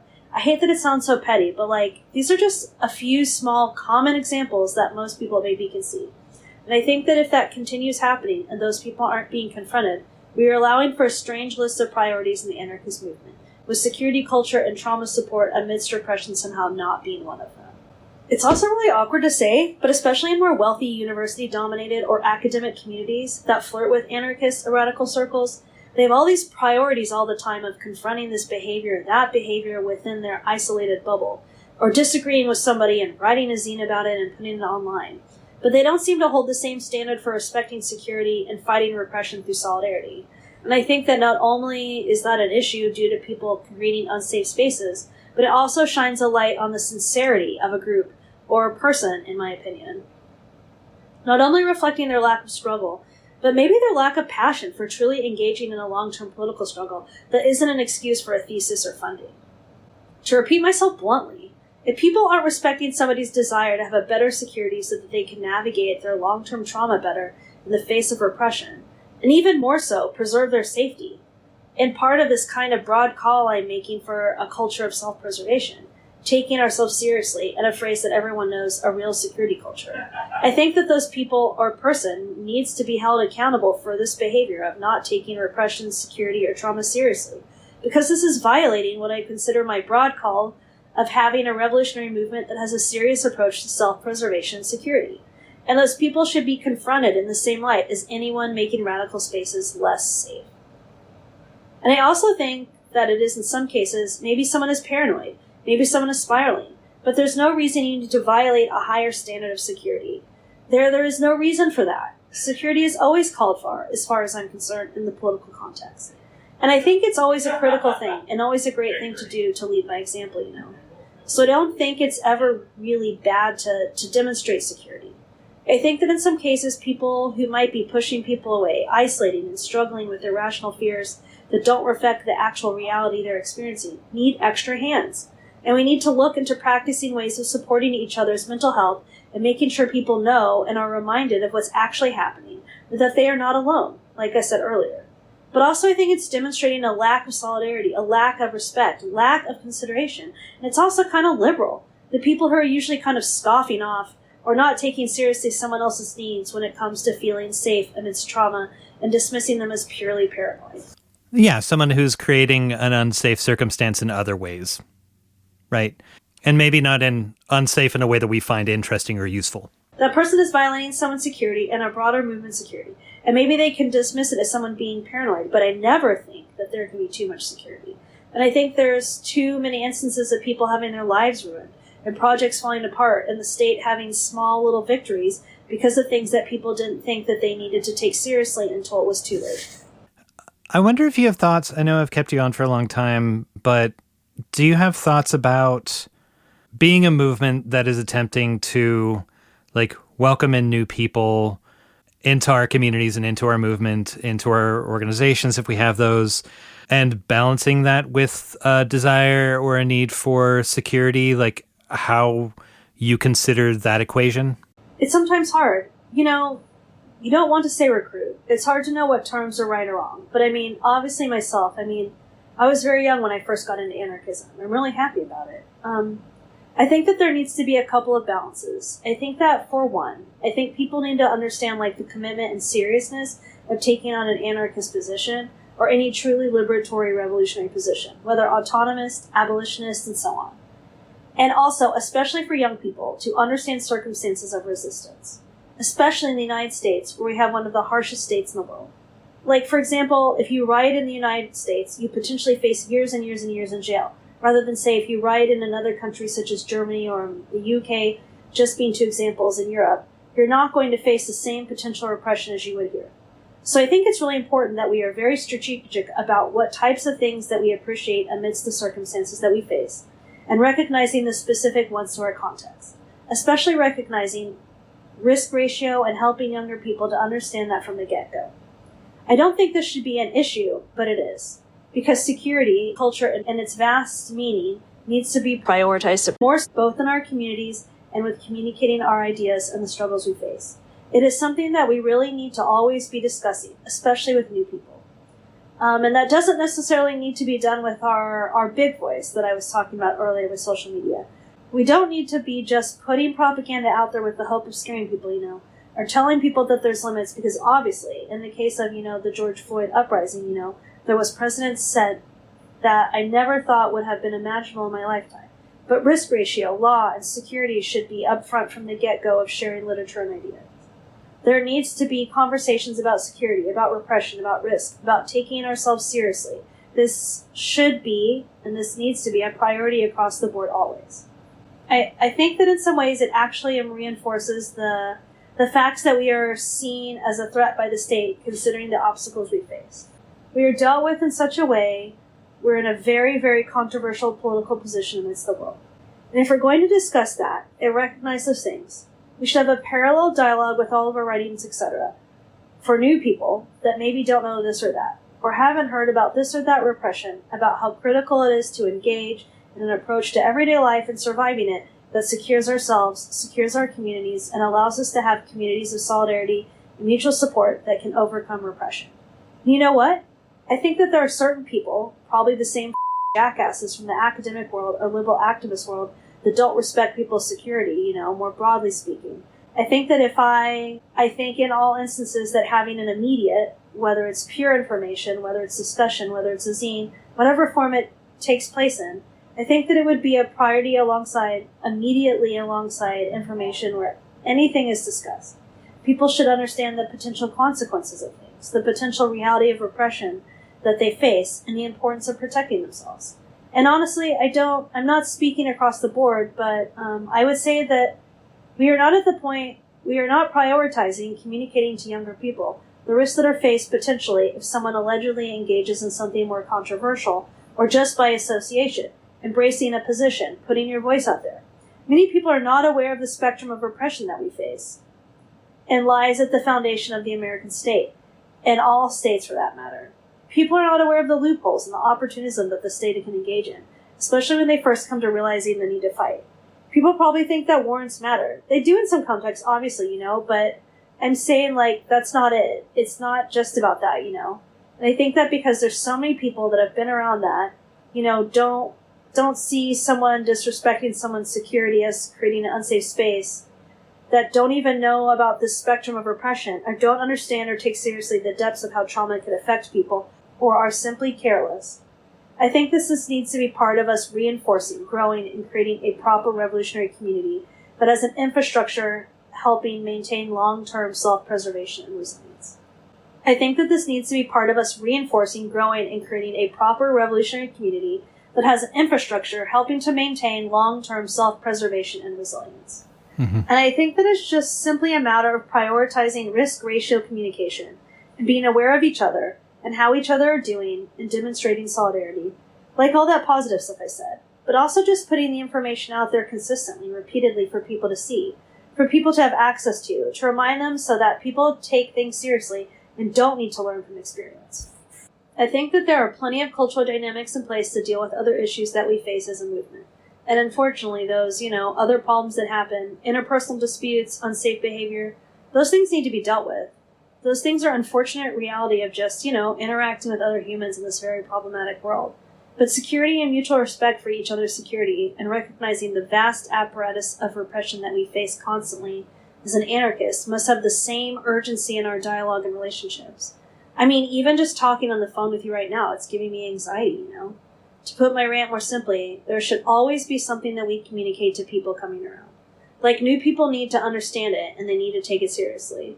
And there needs to be the same standard, if not more, of people recognizing that and challenging each other and holding each other accountable when people are not embracing that standard for security. Because it, once again, is not only putting each other in danger in an extreme way and costing us our resources, our will, our energy, the vastness of our movement, it also, to make people feel enough to hopefully listen to me. If I hadn't given enough of a reason to maybe heed my call for revolutionary solidarity and a safer, more secure movement, it's a liberal practice.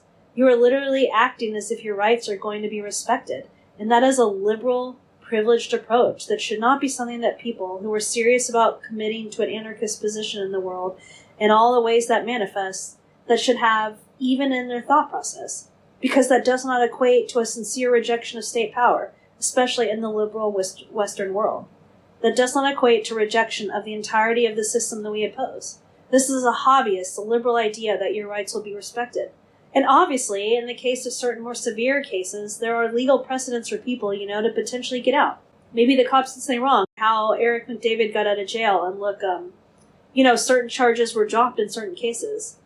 The state sometimes has to follow its own rules, but there's just too many examples of damage and the danger that could have been prevented, or self-doxing or airing grievances for the state to prey on, or, giving people's information out. We need to have a standard of accountability for setting a precedent that anyone who wants to claim such a radical position, such as being an anarchist, needs to follow in respect for themselves and for the people around them.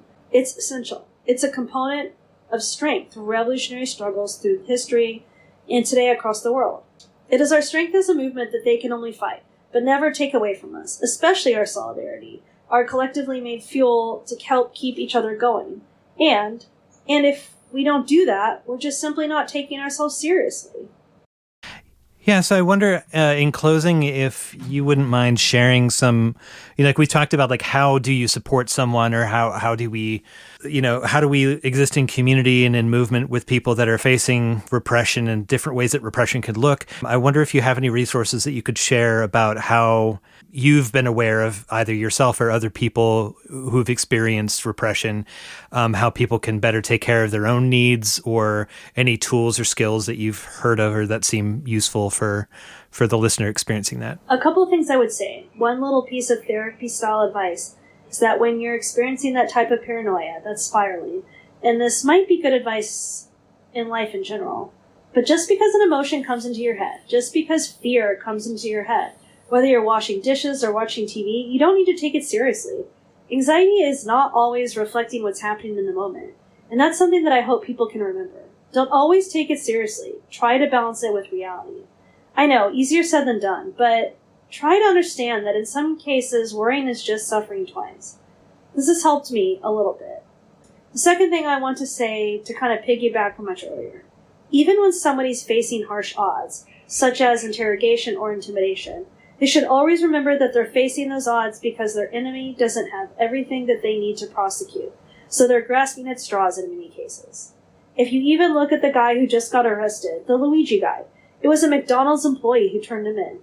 They sent the most militarized police force in the world, the New York police, after this guy because they're obviously racist, classist bastards, and they just wanted to make it clear that, people's will against a heinous, sociopathic CEO is not going to be tolerated. But still, they can posture and say what they want. They really only found out Luigi when they did, the folk hero he is, because of a snitch. And I think that should also shine a light on the fact that despite what they flaunt and the depths of technology and funding they have, with the ease of movement they have and little risks they face when engaging in terrorizing political communities, or all communities for that matter, and so on, they really just needed a bootlicking McDonald's employee snitch to catch this one person. It should say that people's will can, in many cases, overcome anything the state presents, no matter what they throw at us. And even if things are hard, and obviously they will get harder with the way the right is reinforcing the systems that already exist, that should give us some pride, some inspiration. There are just too many examples, whether indigenous groups taking on paramilitaries in the Amazon or West Papua, prisoners overtaking their prisons, or merely the refusal to forfeit our political convictions amidst the restlessness of the current world. People's will is not just something they can outfund, automate, or replicate, because they are cowards, facing little risk, only protecting the included and worst of the world, while getting paid for it, and not even facing jail time when they can make mistakes. They are objectively cowards, and people's desire for freedom is something they can't even begin to understand. So even if it's hard, there's some pride to be had. There's some reason to always feel victorious, even if it gets worse. We win in our solidarity. We win in our sincerity. In addition to that, I just hope those two little bits of commentary help comfort whatever person's listening who may be experiencing trauma related to repression, or burnt out as things really begin to suck. Because a lot of times people talk about trauma and they talk about it in a way that's just defining it, I remember I was reaching out to someone and they sent me this podcast and it was really nice and it was well done, but it was just like, okay, yeah, now what? I get it. Yeah, I got that. What do I do? What do I take? What do I tell myself? I really didn't get much from it. I felt like a self-aware alcoholic being told they're an alcoholic. Now what? And I know it's all on an individual basis. It's a long-term struggle. It's not going away, That what defines trauma, whether you're talking about it in the political context or not, there's a lot of ways of coping with it. And I hope some things I mentioned will help, and more importantly, some things I propose towards a broader revolutionary community will help us all help each other, combat the conditions that create such trauma. But don't forget the power of exercise, staying active and doing your best to not allow the state to have victories over you beyond the ways that they do in the legal context. And not feeling ashamed when they do sometimes. Things like trying to challenge yourself to not isolate is really important and much easier when there is a secured, safe community prioritizing the battle against repression as part of looking to inspire revolt against the authorities destroying our humanity. And to kind of also piggyback from what I was saying earlier about patience and consistency and being there for each other and demonstrating how we are worth it more than cooperating with the state or betrayal, it's also on the individual to remind themselves that, okay, I'm getting support. These are the people who are here for me during this really difficult time. So it's actually a two-way situation. I hope this was somewhat helpful, and any sympathetic listeners ask themselves when the last time they wrote a political prisoner was. Solidarity, and thanks for the chance to speak. The Final Straw is a proud member of the Channel Zero network of anarchist podcasts, and here's a jingle from another member of CZN. KiteLine is a weekly 30-minute radio program focusing on issues in the prison system. You'll hear news along with stories from prisoners and former prisoners as well as their loved ones. You'll learn what prison is, how it functions, and how it impacts all of us. Behind the prison walls, a message is called a kite. Whispered words, a note passed hand to hand, a request submitted to the guards for medical care. Illicit or not, sending a kite means trusting that other people will bear it farther along until it reaches its destination.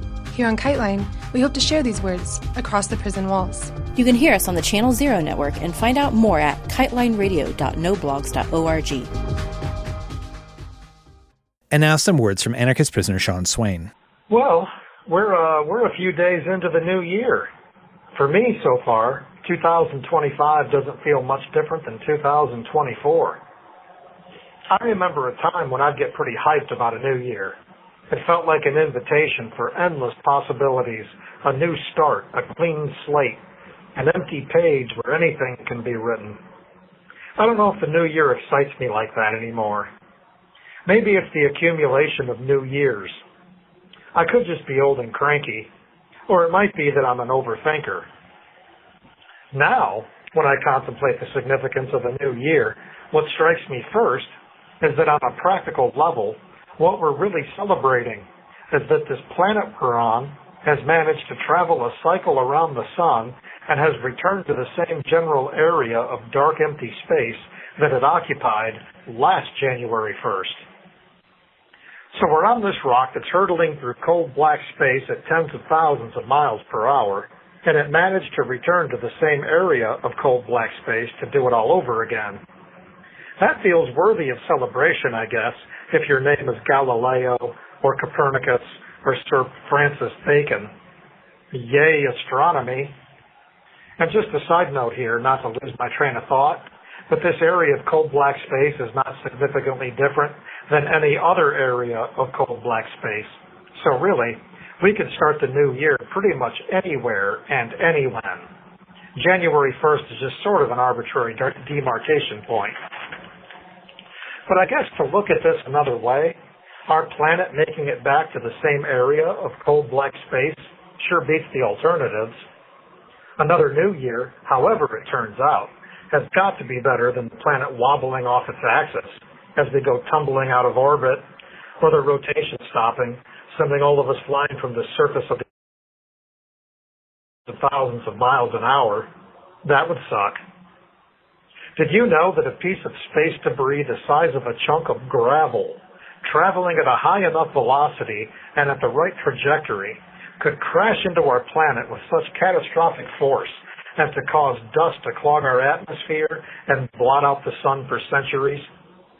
And there are millions and billions of chunks of debris just zooming around willy-nilly out there as we float benignly by. Considering all that, getting back around to January 1st feels kind of like a miracle. Like, woo, we dodged all that space debris. Let's give it another try. I know people who pray for blessings and peace in a new year. I'm not one of those. I'm skeptical of gods. I have a hard time believing that there's a god or gods out there who have everything under control, and yet we're hurtling through space on this rock at ridiculous speed, and none of those gods thought to put headlights on this thing. Henry Ford had headlights on his Model A with a maximum speed of 40 miles an hour, but the gods didn't have the foresight to put headlights on our planet? I'm just saying, it's a valid argument. Maybe part of the problem with New Year's is that all of the months are named after gods and emperors. March, for example, is named after the god Mars, and July is named for Julius Caesar. So maybe when we approach a new calendar year, we know on some level that each is a reminder of the enthroned oppressors staring down at us from on high. When we topple this current disorder, I think one of our first orders of business needs to be scrapping this calendar and installing a new one.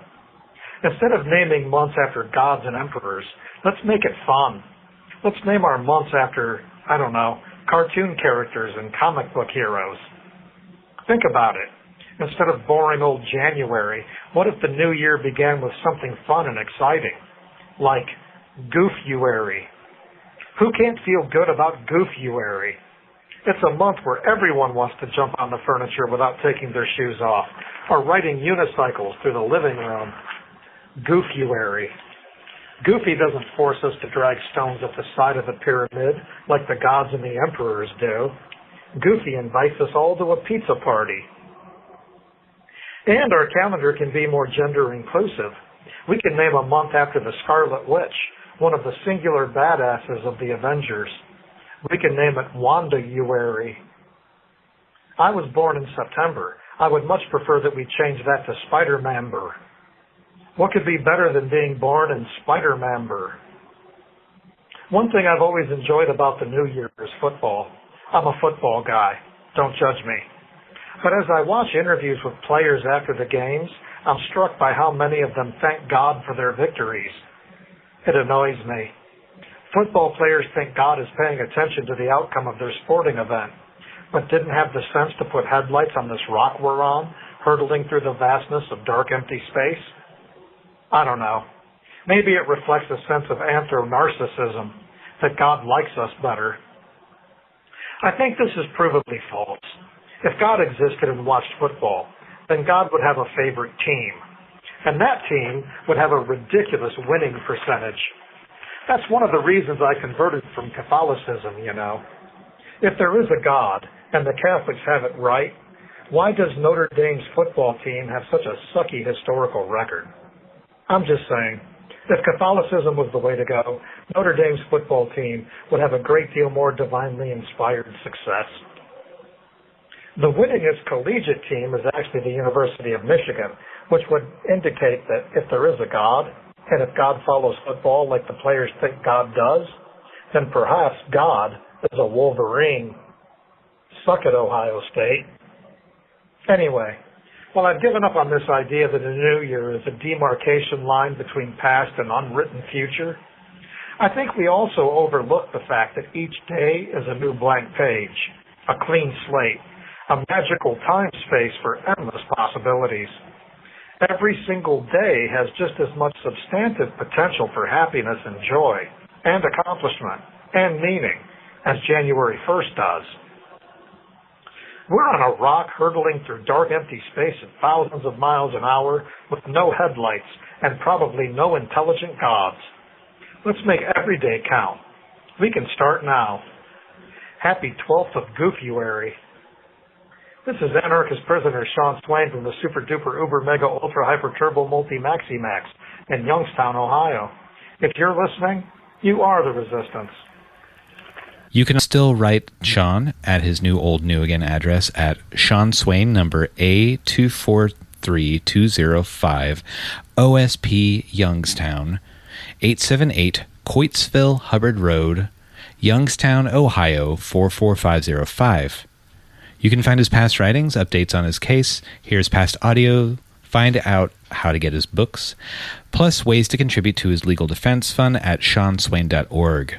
This is The Final Straw Radio. The show will later be archived at thefinalstrawradio.noblogs.org, and you can email us with questions and suggestions at thefinalstrawradio@riseup.net or thefinalstrawradio@protonmail.com. If you'd like to use any episode for your project or radio show, feel free to do so. Just send us an email to let us know. If you care to, you can send us letters at TFSR, P.O. Box 6004, Asheville, North Carolina, 28816. Programming support is brought to you by Firestorm Books. Located at 1022 Haywood Road in West Asheville, Firestorm is a bookstore and social movement space owned by its workers, in operation since 2008.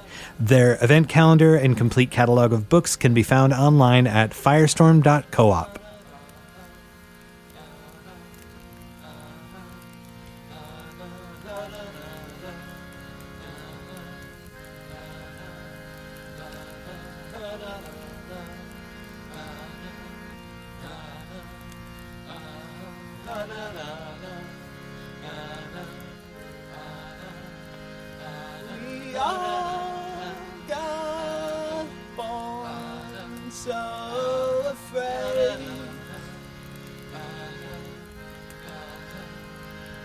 and still search for words to describe that pain,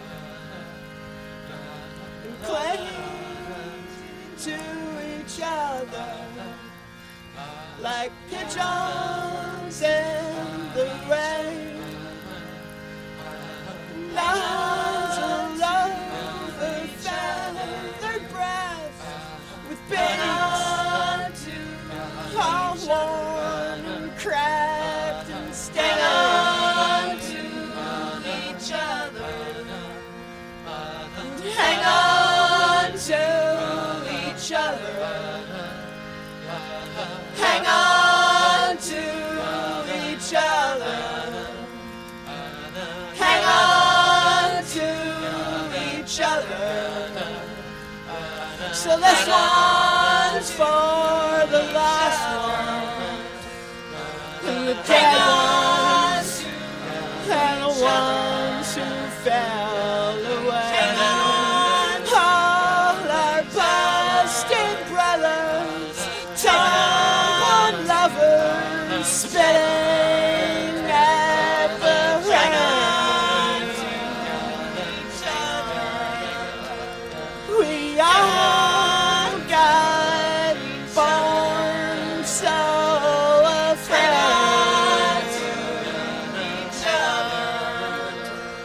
and still search for words to describe that pain.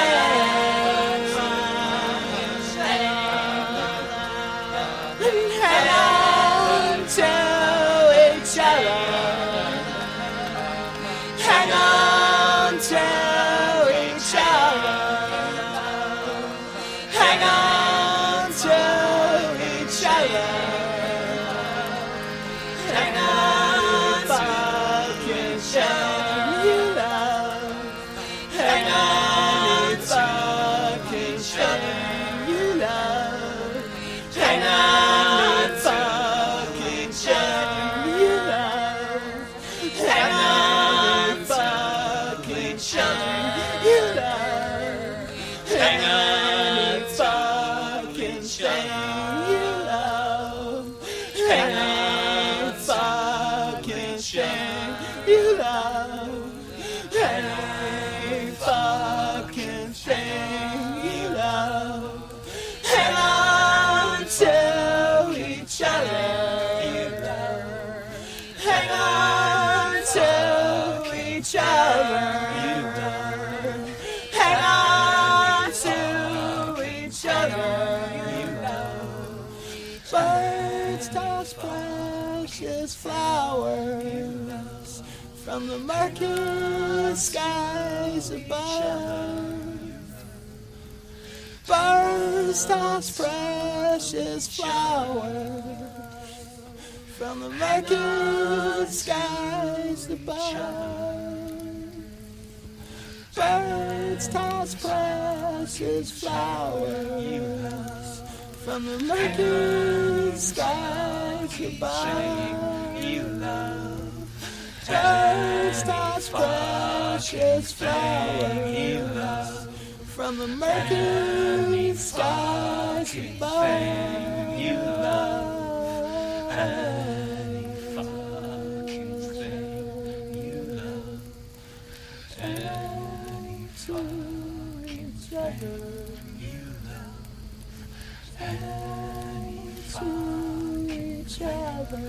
You love any to each other. You love.